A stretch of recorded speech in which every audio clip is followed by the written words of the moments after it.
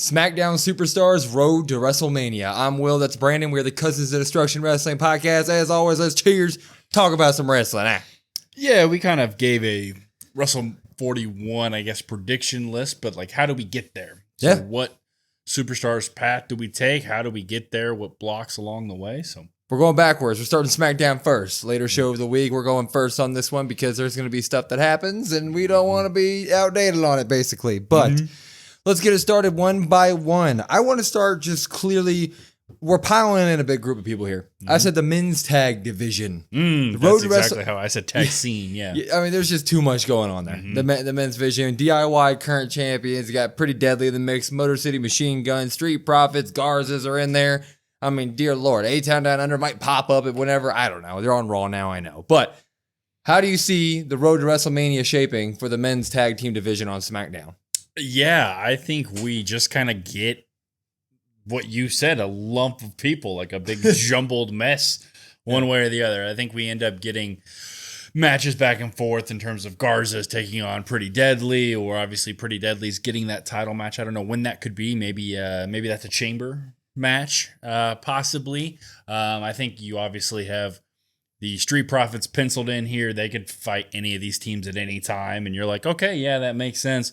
Ultimately, at the end of the day, I think you get some sort of road leading up to a multi-tag team match at Mania. Only kind of the right way to do it. Gets a lot of people on the card. Also is really impressive. A lot of guys, a lot of athleticism, and just be a fun match. Yeah, I mean, SmackDown has absolutely carried the tag division scene, period, on WWE programming outside of NXT for the entire year. I mean, anything main roster, yeah. The Raw tag team division is basically non-existent at this point, in my opinion. But when I was planning the road to WrestleMania, I just started at the very end. I was like, what's happening at WrestleMania?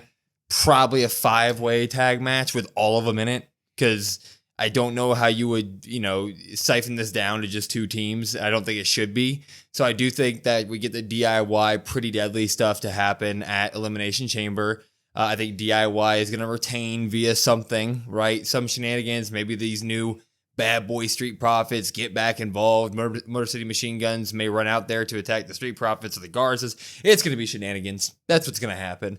And eventually we're gonna end, hopefully, in a 5-way ladder match, something fun, bring back that old classic tag division nonsense to WrestleMania. All these teams deserve to be on the card, deserve to have a WrestleMania match, so just give me that. And then Pretty Deadly walking away with the titles. Yeah, the only team I see that maybe doesn't make it is the Garzas. Which is fine by me.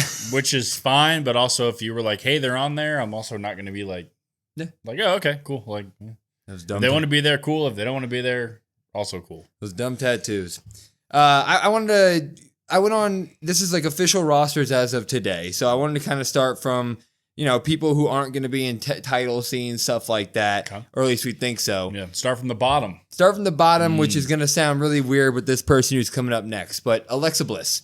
Alexa Bliss had her first match on SmackDown last week. She was in the Chamber qualifier match. She did qualify, but we got some fuzzy screen, Wyatt 6, hints, and then when this or on this Friday we might get the same thing. I don't know, but what is the road to WrestleMania looking like for Alexa Bliss? Do you even foresee her having a match at WrestleMania at this point?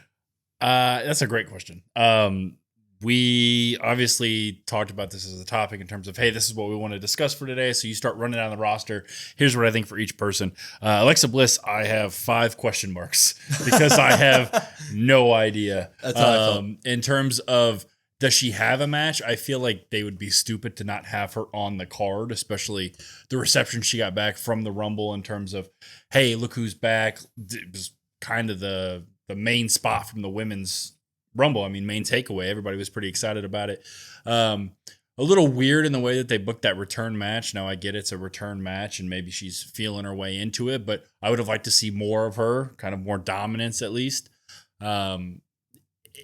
She wants to be a part of the Wyatt stuff, which is fine if that's what she wants to do, but it also begs the question of like, okay, where do you go? And I don't have a definite answer. I don't have a strong answer. I don't have a, here's what they need to do. I'm open to whatever suggestions other people have. But that's also kind of a problem in the same sense. This is the only thing I could come up with for her WrestleMania path. And I don't know how she gets there. So the path part is kind of missing. It's 5 question marks, like you said. But I just foresee her, she's not going to win the Chamber. The second she went to SmackDown, the hope of a Liv Morgan Alexa Bliss match went out the door for me. And then since then, we've had some Raw stuff with Liv Morgan that, says that that's not going to happen. I think the only way that Alexa shows up on WrestleMania is if they do shoe in like a Nikki Cross, Alexa Bliss fight for the woman role in Wyatt 6, or there's no fight at all. And she shows up in maybe a backstage segment within WrestleMania and they make it official. Some big Wyatt 6 promo package, fuzzy screen, something where we just at WrestleMania cement that like, hey, starting tomorrow, Alexa Bliss is now firmly a part of the Wyatt 6 and is just that's where we go from there. So as much as it sucks to not have her be in WrestleMania, at this point, I just don't foresee a path. Yeah, and you could always do a plan B, I guess, of like whoever she gets into it with in the Chamber could potentially. That's always obviously like an emergency. Hey, we don't really have a plan. Let's just throw this together. That's always an option, but at the same time, it almost feels like with the Wyatts off screen right now as we're talking about this, like you can't really have a path for her. So maybe Mania is kind of that starting point, whereas other stories get finished. Maybe hers starts there, Yeah, and I'm completely okay with that. Do you want to choose the next one we go after since there's a big old roster here? Yeah, let's go ahead.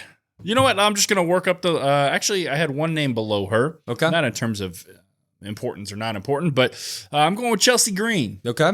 So I think Chelsea has a pretty clear path. Yes. I think this is maybe the easiest one on SmackDown side. Maybe I think she continues to kind of deal with BFAB and Michin in terms of matches here or there, but ultimately don't think that really comes of anything. And I ultimately think that Piper and her get turned against each other, and she goes against the Secret Hervis at WrestleMania. I do think Chelsea gets the win there.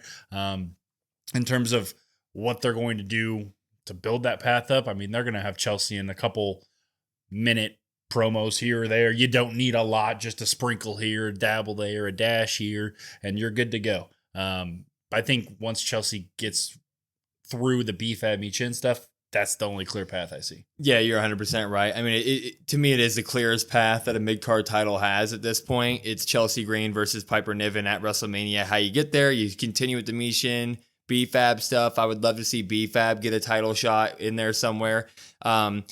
Also online on Twitter, X, whatever you want to call it, Natalya called out Chelsea Green, Canada versus United States, because Chelsea is from Canada, but is claiming to be basically a U.S. champion. She's being all USA right now. So maybe we get a Natalya Chelsea Green fight within the next month or so as well. But at the end of the day, sometime between now and WrestleMania, Piper's going to mess up, or Chelsea's going to, it's going to look like Piper messed up, or maybe even Piper just flat out gets sick of Chelsea bossing her around. I don't know, but one way, shape, or form, we're getting a Piper Chelsea at Mania, and I'm with you. I think Chelsea defends it successfully. So looking forward to that as well. Yeah, it's kind of one thing to say. You made it a good point there about it's the only mid-card title that I feel like has a very, I can see this easily here. Yeah. The other ones, it's like, okay, well, they could do this or this or this, but I think that's the most clear path. So Nia Jax. Nia Jax. This was a little bit tough.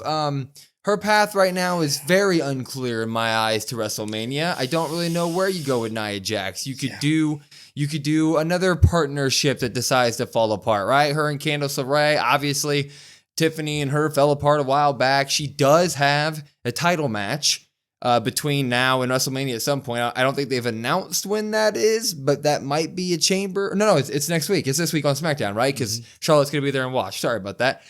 So I don't foresee her beating Tiffany. Let's put it that way, because Tiffany's got better stuff to do than that. But after that, the only thing that I really foresee happening is Trish Stratus working her way back into this card. I know that would be kind of out of left field, out of nowhere, but I do think the stuff that happens in Royal Rumble plays out normally. Like it gives us stories, it gives us plot threads, and Trish is on year 25. They had new logos for her, they had new Titans for her, they had new merch for her online. So I just feel like they're going to utilize the 25 years of Trish Stratus at WrestleMania.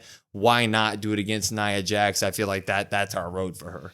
Yeah, that's probably the more than likely thing. I think it's either that or I put down teaming with Candice LeRae, but then you think about it in terms of the tag title scene, and you're like, well, that's kind of cloudy, and there's other teams that may be involved as well, so you don't want another multi-tag person match again. You don't want to keep doing the same stuff. Plus, Nia Jax needs to kind of, I don't want to say capitalize, but she deserves a marquee match, basically, at Mania for how good her year was last year. Agreed. So Trish Stratus, the 25 years, like you said, it all just kind of makes sense. Now, when does that happen? Maybe at Chamber we get something.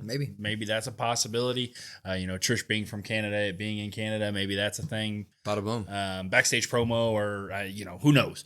But Nia, it's interesting because, like, as good of a marquee match as that is, like, it's almost like, you know what I mean? Yeah. Like, Nia's going to win this. You know that it's like, okay, cool.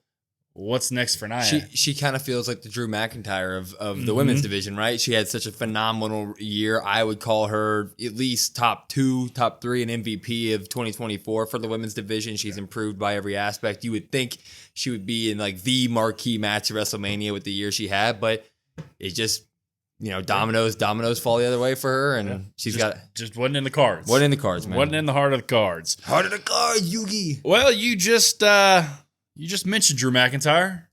So let's go to Drew McIntyre. Drew McIntyre. That's a big one here. Yeah, it is. I guess I'll start here because you went first on that one, and that makes me a little unnervous It makes me a little nervous. I wanted to throw my idea off of you, let you go first, but we'll do it here. I have a match versus LA Knight in the meantime, in terms of, obviously, Drew is in the Chamber, and that's going to all be a thing. But I think, obviously, we saw it in the triple threat. You have the shoot fighting. You have him and LA pissed at each other. I think sometime you get a match. I don't know when. It might be right before Chamber. It might be, hey, after I'm done winning the Chamber, I'm assuming before. But I think you get a match there. I think you also end up having Drew getting pinned by Damian Priest in the match. Priest will qualify, in my eyes, at least on SmackDown here. And you have Priest pinning him in the Chamber there, taking away that title shot there. And then I think you end up just having a triple threat between those three. I know we talked about it a little bit in terms of Drew McIntyre, Damian Priest. Is that really the marquee feud? Does that really feel good? LA Knight, kind of the person on the outside looking in, because you're like, what do you do with LA Knight? I think that's a way you kind of just wrap a bow on it. You call it, it is what it is. There's some real life animosity, it feels like, which Drew is fantastic at. You got LA on a mic. Damian's really carried himself as well. And those are three guys that I would just love to see a match between. Yeah, I think you're exactly right. I think that's exactly what we do for Drew McIntyre. I think that, let's just put it out of the way, Drew McIntyre should be in the main title scene within this WrestleMania, but it is what it is. That's just how the cards go. But I do foresee Drew McIntyre getting pinned by Damian Priest in one way, shape, or form at the Elimination Chamber. I guarantee Damian Priest makes it to Chamber, right? Some way, somehow. And then I just think that the real life drama that is the LA Knight Drew McIntyre stuff that we kind of saw in their triple threat fight is going to be the jolt of life for the crowd in terms of adding to the Damian Priest Drew McIntyre match that most people weren't that hyped about when they heard about it in the first place. I honestly think it's just a perfect match made in heaven, because a lot of people were kind of like, really, that's what we're going to do with these guys going into Mania? But then you add this real life drama of LA Knight plus what LA Knight brings to the kayfabe table in terms of his mic skills and his promo work. This is going to be a great feud leading WrestleMania. And I'm always down for a good old-fashioned just I hate you rivalry match at WrestleMania that we don't seem to get very often anymore. So give me this. Yeah, absolutely. I mean, the real-life LA Knight stuff is kind of like a happy accident, right? Like, it's like, oh, well, I didn't really have this on my bingo card, but you know what? I'm here for it. I'm okay with it. Maybe LA Knight ends up, I know I said getting pinned by Priest in the Chamber, but maybe there's some LA Knight, I don't know, LA Knight's music hits or something, who knows? Yeah. Something, anything could happen, really. So maybe it's something small like that to really intertwine the three. So while we're here, we might as well just say that sort of schedules our LA Knight and our Damian Priest, right? Correct. That schedules our route here. For Damian Priest, you have him winning the Chamber qualifier match this week. He's going up against Fatu and Braun Strowman, and we already know that there's going to be some Braun Strowman, Jacob Fatu nonsense that gets him the win there, right? Mm-hmm. What you do with LA Knight in the meantime, I don't really know. promo. I think that you maybe just have him kind of lolling around in the background, maybe cutting promos here and there, running into Drew McIntyre, running into Damian Priest, just giving us nuggets here and there. But at the end of the day, these three guys post Elimination Chamber are going to be focused on each other going into Mania like that, right? Yeah, for sure. Absolutely. Just like you said, some nuggets here or there, some promo work. He's kind of like Chelsea Green, where in terms of he doesn't need a lot of minutes to really do wonders. Maybe you have him in a match versus, I don't know, Santos Escobar or something. I don't know. You just have him in a random match. Now, I know they fought for the U.S. title a bunch, but you can just have him in matches. Here's a good thing that you can do with him. Let's talk about Big Jim.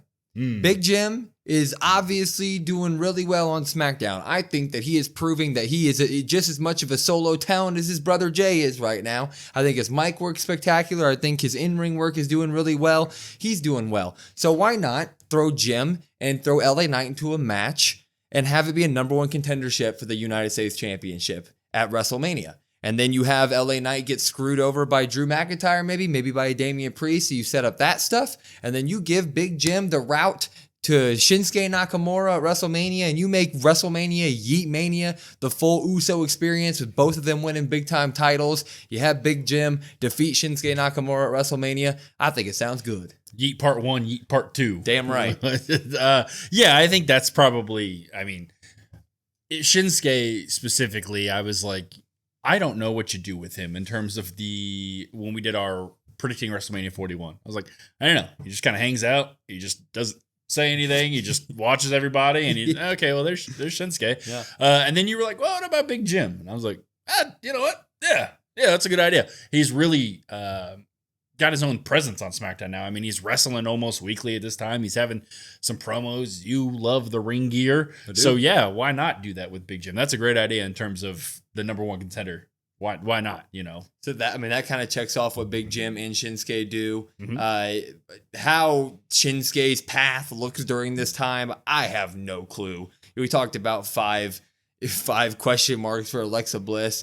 It's been months of Shinsuke Nakamura, not months, that might be hyperbolizing it, but it's been at least a few weeks or to a month of Shinsuke just kind of lurking in the background. You can have him attack Big Jim after the win, after the number one contendership, just establish him as a full-on heel going into this feud. I don't know. It just seems like they've kind of dropped the ball on the new Shinsuke, which sucks because the repackage was great. But if it ends with a Big Jim moment at Mania, I think that everybody will just be in consensus. That's great. Yeah. You could have a number one contender match, probably maybe before Chamber even. Yeah. There's 3 weeks-ish before Elimination Chamber, and LA Knight gets screwed out, so then LA Knight does the double screw, I guess, at Chamber, right? And maybe that's how you do it. We're probably overbooking it. It's probably just nothing really even that crazy. It's going to be we love Shinsuke versus the returning Giovanni Vinci. But in terms of how Shinsuke gets there, yeah, it kind of sucks. They were at least doing some really cool promo work. I really enjoyed the promos that he was cutting, and the dark, mysterious, samurai character was really cool. Now he doesn't do anything. Now he's just dark and mysterious in the back, but it's not like a cool samurai. It's more like that guy's weird. I don't want to deal with that. Get him away. It seems like if they give you a bunch of really cool promo packages, they drop your ball a month later. They put all their effort into that. Yeah, that's fair. Let's move on. Let's bounce over to one of the more, I think, obvious paths here. But Kevin Owens' road to WrestleMania. Obviously, he went through hell with Cody Rhodes. The dude literally looks like he went through hell. His face is destroyed. And now he's attacked Sami Zayn. All eyes on Sami Zayn. Package pile driver to him. What does Kevin Owens' road to WrestleMania look like?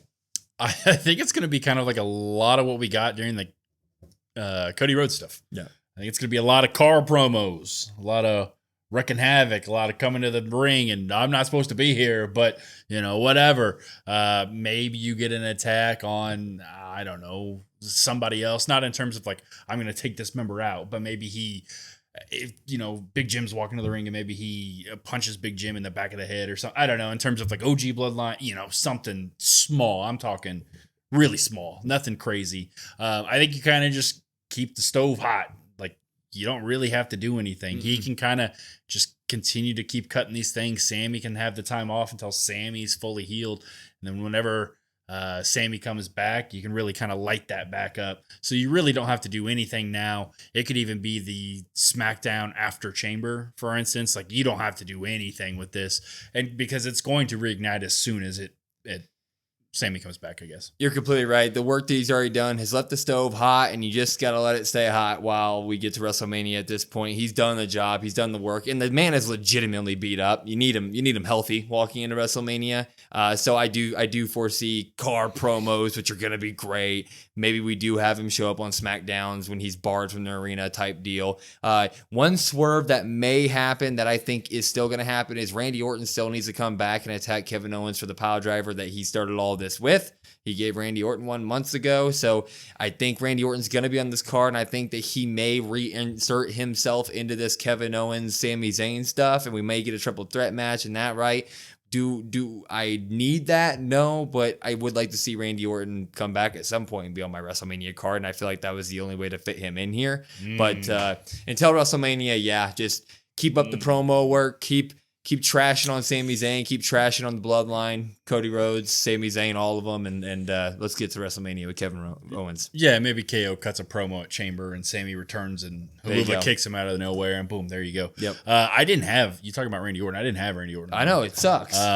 Which sucks to say, but it's also like I don't really know where he fits in because the KO Sami stuff, to your point, like I don't want that to be a triple threat. I just want that to be KO and Sami. And I'm fine with that too. I'm fine with that too. But it feels weird not having Randy Orton on your WrestleMania. It came strictly from that aspect of me just being like, well, Randy's got to be there. He doesn't have very many of these left. I got to have Randy Orton at my WrestleMania. Yeah. So, maybe there's some, I don't know, mystery, somebody versus vacant, and it's Randy Orton. But I don't have a path for Randy Orton at all. Let's hop over to the women. Let's get the rest of the women out of the way here. We do have... I put them together. Bianca Belair and Naomi. I feel like they have... put them together as well. Yeah, Bianca Belair and Naomi. I feel like they have they got a rough road to WrestleMania ahead. A lot of stuff can happen here. What do you foresee happening on the road to WrestleMania for Bianca and Naomi? I think it's a continuation of... Well, I don't really know who attacked Jade. I think there's really some emphasis on that here. We do know that they have to defend those titles versus... Damage Control, and then eventually Liv and Raquel get a shot at some time, some place, somewhere, anytime, I guess. I have the emphasis on who attacked Jade really coming in kind of like, it's been like, don't ask, don't tell sort of thing. Nobody really acknowledges it. Nobody really says anything. Everybody knows it happened, but WWE doesn't bring it up at all. I think WWE is going to do a better job, a more impactful job about letting people like, hey, remember, this happened. We still don't know this. I think we get a lot of that. I think we get them eventually losing those tag titles to, you could say, Damage Control, I guess. And then I think you have Naomi being the one that attacked Jade. You got Jade and Naomi. They can do their own thing. I think you honestly, Bianca, I'm really starting to believe she's going to be the Chamber winner. And she's going to go after Rhea. That's kind of my thought. I don't know how else they're kind of in a weird spot. And you have to have Bianca on the card, obviously. And Bianca Rhea is a match you can pencil in anytime, anywhere. I agree with that.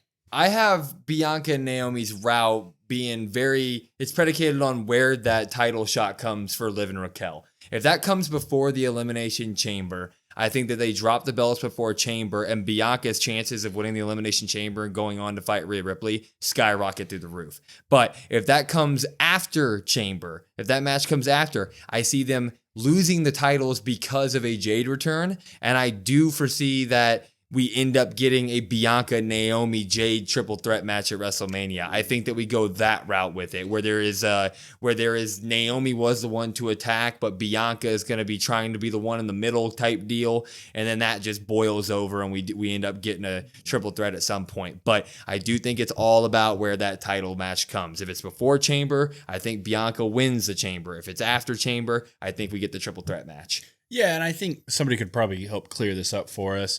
I know that Liv and Raquel are going to get a shot eventually, but I also think Damage Control gets one too. So that's going to be interesting to see how that happens. Maybe I'm just completely wrong, but who knows? Because the title shot for Liv and Raquel came out of nowhere. Dom just got them that. So well, technically, I guess it happened on a There was a stipulation not too long was there? ago. Yeah, not too long ago. I think we missed that, but Missed it. Yeah, it's going to be interesting because if that's your triple threat match that you have at Mania, then it's like there's so many other questions in terms of like who faces Rhea Ripley, and like I don't know necessarily who that could potentially be. So like to me, I just think the Naomi Jade stuff is pretty set in stone. That's going to be a given, and it's not that you necessarily have Bianca on being like the odd woman out here, but it's like you need something for her to do. Well, yeah, let's throw her back in the singles scene. Why not? Yeah, I mean, it's due. Mm-hmm. I'm ready for Bianca to come back. Tiffany Stratton, current WWE Women's Champion. She is obviously wanting to prove herself against Charlotte, but in the meantime, she does have a match on Friday against Nia Jax, the former champion, to prove that she is the champion of champions, basically. What is Tiffany Stratus's... Tiffany Stratus. Who? Trish Stratus. Look at that, right in the middle. Who? Tiffany Stratus. That'd be kind of dope. What does Tiffany Stratton's road to WrestleMania look like for you? Yeah, I think she loses in 2 seconds. No, I think she beats Nia here. You have Charlotte there to watch. You have Tiffany put on a show here, put on a masterclass as to why she is, I guess, has been compared to Charlotte in the past, but she is Tiffany Stratton. She's not Charlotte Flair. She wants to make that known, so I think she does that on Friday here. Really, I think she establishes herself as the face. I think that's probably the most important part for her, and then obviously for Charlotte. I think I really need Charlotte, because we can kind of just package them together here. I really need Charlotte to lean into that heel Charlotte again.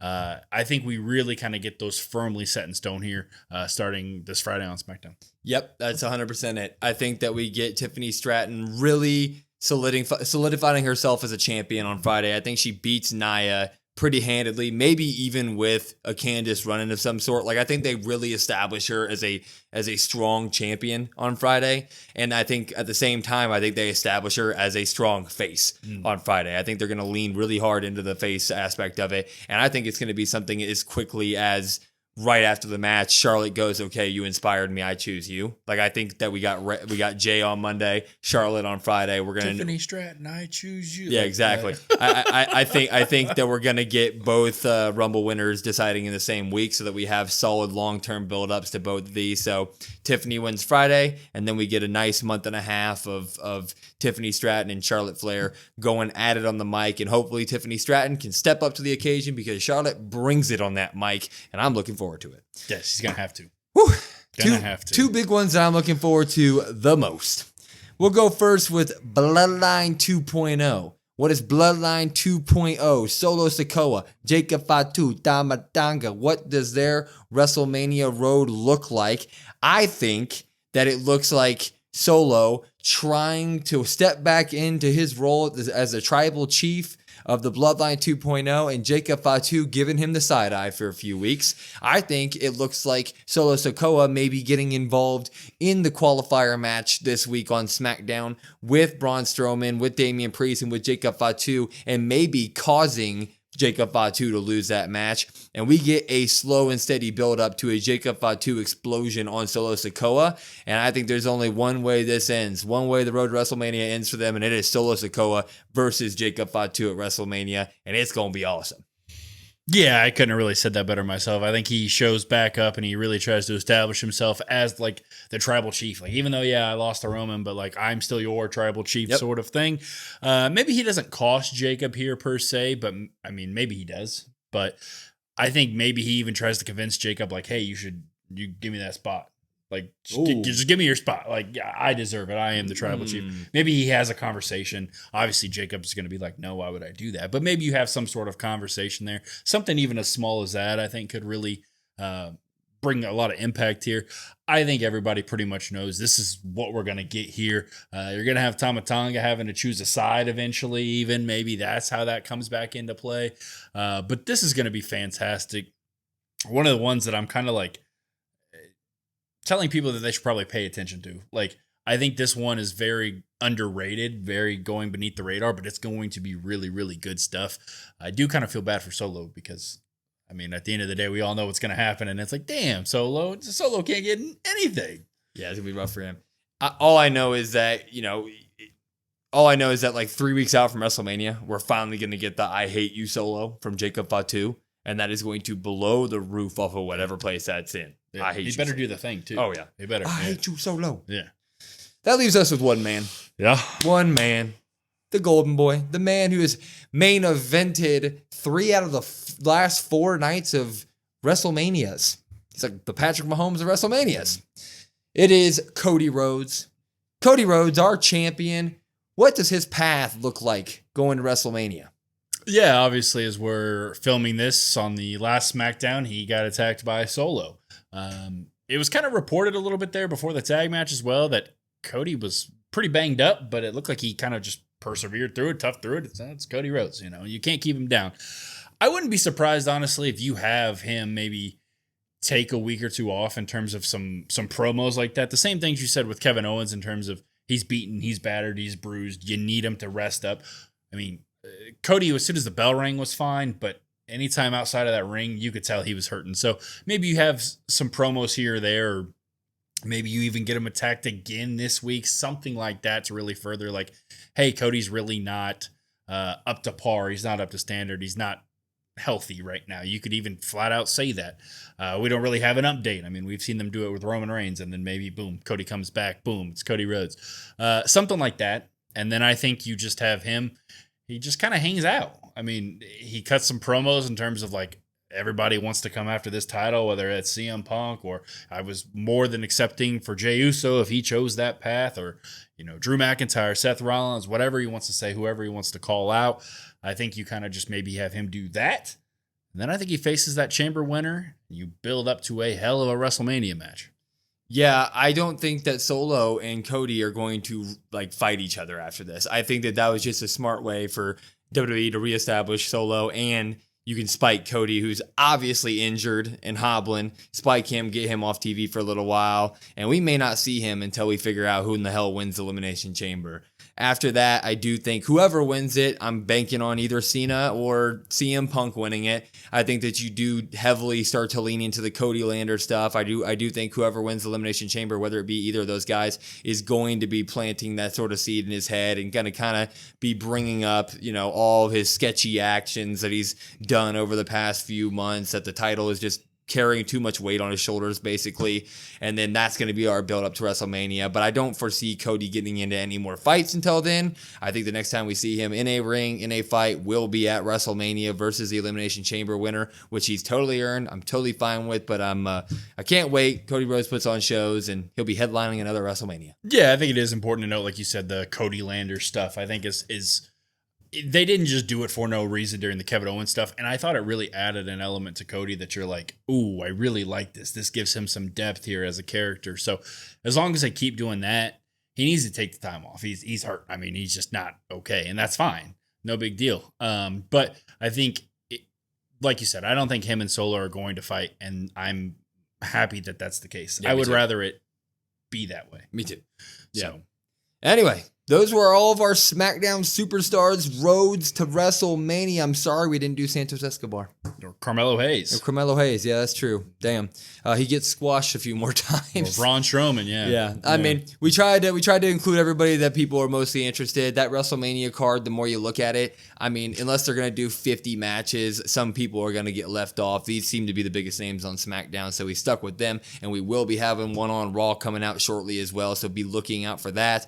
But follow us on all of our socials at COD WrestlePod, COD WrestlePod. Listen to our podcast wherever you get your podcast at Spotify, Apple, YouTube, etc. And of course, come join us for our live streams, Raw, SmackDown, and PLEs on YouTube. It is a fun ass time, and we love seeing you guys there. And we have a link tree in our bio for all the rest of our links. So go there, comment, subscribe, all that fun stuff. We love talking to you guys. But I'm Will. That's Brandon. We are the Cousins of Destruction Wrestling Podcast, and we will see you next time.